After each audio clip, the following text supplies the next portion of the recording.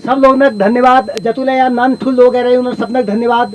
यह पहली अल्ले में दोहर सभागार में छी, बाद में एक प्रोग्राम छी, वो बाद में प्राचार्य महोदय का भी धन्यवाद करता हूँ कि उन्होंने मुझे यहाँ पर बुलाया और मुझे ये सम्मान दिया कि आज मैं अपने साथी कलाकार का स्वागत कर सकूँ और उनको आमंत्रित कर सकूँ यूनिवर्सिटी के इस स्टेज पर कि आज की वो अपनी परफॉर्मेंस दें।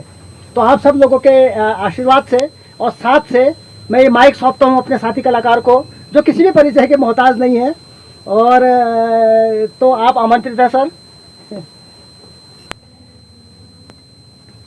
धन्यवाद मित्र, कुलपति महोदय जी का धन्यवाद, प्राचार्य महोदय जी का धन्यवाद, आचार्य गणों का धन्यवाद, सारे विद्यार्थी गण जो यहाँ पर बैठे हैं उन सबका धन्यवाद, मीडिया बंधुओं का धन्यवाद और सामाजिक सरोकारों से जुड़े हुए जितने भी व्यक्तित्व यहाँ पर हैं उन सबका धन्यवाद। एक धन्यवाद और कि विश्वविद्यालय के इस वार्षिकोत्सव में मुझे यहाँ आमंत्रित किया गया, आप सबका धन्यवाद। आज विश्वविद्यालय के अनेकों सभागारों में काफ़ी सांस्कृतिक कार्यक्रम किए जा रहे हैं। तो मेरी जो प्रस्तुति है वो है राष्ट्र कवि वीर रस के कवि स्वर्गीय श्री रामधारी सिंह दिनकर जी की कालजयी रचना रश्मि रथी, उसका तृतीय सर्ग कृष्ण की चेतावनी मैं आपके सामने रखूंगा। जी बिल्कुल, आपने अनेकों बार इसको सुना होगा। आज के इस अवसर पर मैं यही प्रस्तुति आपके सामने रखना चाहता हूँ। प्रकरण तब का है जब महाभारत का युद्ध लगभग तय हो चुका था, न कौरव पीछे हटने को तैयार थे युद्ध से, न पांडव। ऐसे में भगवान श्री कृष्ण ने पांडवों से कहा कि मैं स्वयं की इच्छा से शांति दूत बनकर हस्तिनापुर राज्यसभा में जाना चाहता हूँ और दुर्योधन को समझाना चाहता हूँ, सारे महारथियों को समझाना चाहता हूँ, कदाचित युद्ध टल जाए। शुरुआती जो 6 पंक्तियां हैं कृष्ण की चेतावनी की, वो पांडवों के धैर्य, संघर्ष और साहस का वर्णन करती हैं। आपके सामने है। वर्षों तक वन में घूम घूम बाधा विघ्नों को चूम चूम सह धूप घाम पानी पत्थर, पांडव आए कुछ और निखर। सौभाग्य न सब दिन सोता है, देखें आगे क्या होता है। मैत्री की राह बताने को, सबको सुमार्ग पर लाने को, दुर्योधन को समझाने को, भीषण विध्वंस बचाने को भगवान हस्तिनापुर आए, पांडवों का संदेशा लाए। दो न्याय अगर तो आधा दो, पर इसमें भी यदि बाधा हो तो दे दो हमको 5 ग्राम। रखो अपनी धरती तमाम, हम वहीं खुशी से खाएंगे, परिजन पर असी न उठाएंगे। दुर्योधन वह भी दे न सका, आशीष समाज की ले न सका। उल्टे हरि को बांधने चला, जो था असाध्य साधने चला। जब नाश मनुष्य पर चाहता है, पहले विवेक मर जाता है।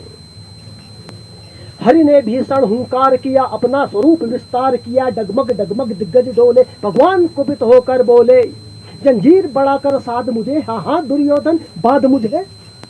यह देख गगन मुझ में लय है, यह देख पवन मुझ में लय है। मुझ में विलीन झंकार सकल मुझ में लय है। संसार सकल अमृत फूलता है मुझ में, संहार झूलता है मुझ में। उद्यान चल मेरा दीप्ति भाल, भूमंडल वक्त स्थल विशाल। मुझ पर दिबंध को घेरे है, मैं नाल मेरु पग मेरे हैं। दीपते जो ग्रह नक्षत्र निकर, वे सब है मेरे मुख के अंदर। दृग हो तो दृश्य अकांड देख, मुझ में सारा ब्रह्मांड देख। चर अचर जीव जग षट अक्षर, नश्वर मनुष्य सुर जाति अमर। शतकोटि सूर्य शतकोटि चंद्र, शतकोटि सरित सर सिंधु मंद। शतकोटि विष्णु ब्रह्मा महेश, शतकोटि जिष्णु जलपति धनेश। शतकोटि रुद्र शतकोटि काल, शतकोटि दंड धर लोकपाल। जंजीर बढ़ाकर साथ इन्हें, हाँ हाँ दुर्योधन बाधी ने। भूलोक अतल पाताल देख, गत और अनागत काल देख। यह देख जगत का आदि सजन, यह देख महाभारत का रण। मृतकों से पटी हुई भू है, पहचान इसमें कहाँ तू है। अंबर पर कुंतल जाल देख, पद के नीचे पाताल देख। मुट्ठी में तीनों काल देख, मेरा स्वरूप विकराल देख। सब जन्म मुझी से पाते हैं, फिर लौट मुझी में आते हैं। जिह्वा से करती ज्वाल सघन, सांसों में पाता जन्म पवन। में कर लेता हूँ दृष्टि जिधर हंसने लगती है सृष्टि उधर। मैं जभी मूदता हूँ लोचन, छा जाता चारों ओर मरण। बांधने मुझे तू आया है, जंजीर बड़ी क्या लाया है। यदि मुझे बांधना चाहे मन, तो पहले बांध अनंत गगन। सुने को साध न सकता है, वो मुझे बांध कब सकता है।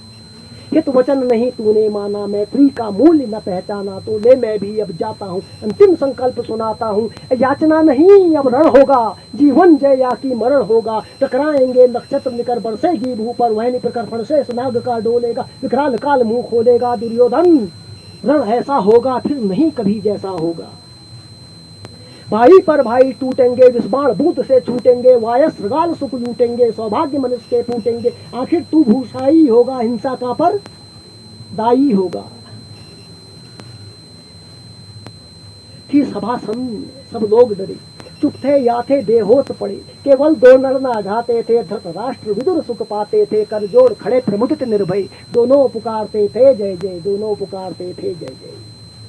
भगवान श्री कृष्ण राज्यसभा छोड़ देते हैं, बाहर आते हैं, उनके पीछे पीछे कर्ण आता है दुर्योधन के इस व्यवहार के लिए क्षमा मांगने के लिए, और भगवान से आग्रह करता कि वो उनके उसके रथ में बैठे, और भगवान बैठते हैं। वो कहता मैं छोड़ आता हूँ आगे तक, तो भगवान बैठते हैं और आगे को जाते हैं। जो मार्मिक वर्णन क्या लिख दिया है दिनकर जी ने, लेकिन बहुत लंबा लिख दिया है दिनकर जी ने, मुझे याद नहीं हो पाया वो, फिर भी 6-7 मैंने पद्य याद किए हैं, आपके सामने संक्षिप्त रखना चाहता हूँ, समझ में आएगा।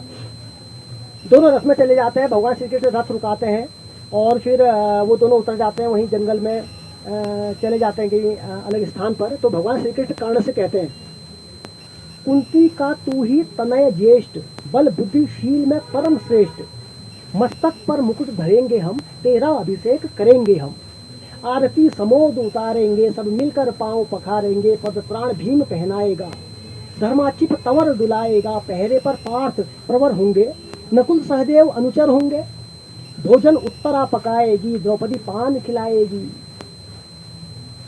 सुन सुनकर कर्ण अधीर हुआ, क्षण एक तनिक गंभीर हुआ, फिर बोला बड़ी यह माया है जो कुछ आपने बताया है, सुनकर दिनमणि से वही कथा, मैं भोग चुका हूँ ग्लानि व्यथा।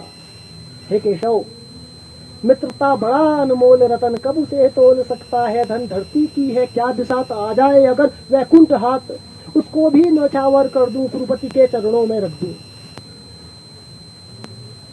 राधेय रथ से उतर आया, हरि के मन में विस्मय छाया, बोले कि वीर शतबार धन्य, तो दिशाना मित्र कोई अनन्य, तू कुरुपति का ही नहीं प्राण, नरता का है भूषण महान, नरता का है भूषण महान। क्या मार्मिक बातें रही होंगी, क्या वाकई में समय रहा होगा। हमारे पूर्वज, हम उनके वंशज, आज हम क्या कर रहे हैं? नहीं, अच्छा ही कर रहे हैं, और भी अच्छा कर सकते हैं। आप सब लोगों का धन्यवाद। यहाँ पर उद्घोषक महोदय, मित्र महोदय, माइक।